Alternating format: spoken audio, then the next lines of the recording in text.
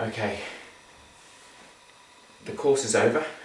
The 2 weeks of fasting and Shigendo training in the Japanese mountains has come to an end.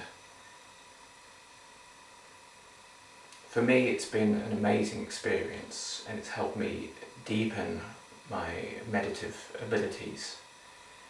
But it's also taught me a lot about the nature of what I am and who I am.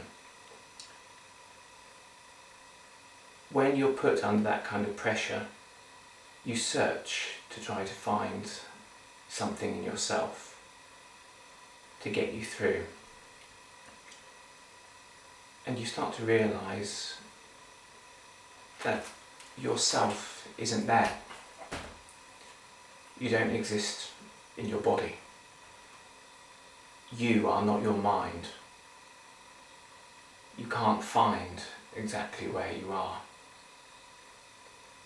Because you're so interlinked with what's going on around you and the world, you realise that you are in fact a wave in the sea.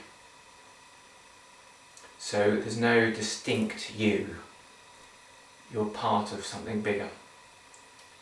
And though many of us intellectually understand this, the direct experience of that being a wave rather than being something separate, allows you to let go of many things. You realise that because you're part of the ongoing flow of existence, there's nothing to lose and there's nothing to gain. A wave doesn't have to try to make a splash. You can let go of a need to protect a sense of self or to promote a strong self or a distinct self. You can return to a natural state of being. And indeed, it's only by doing that can you get through such hard practices for such a period of time.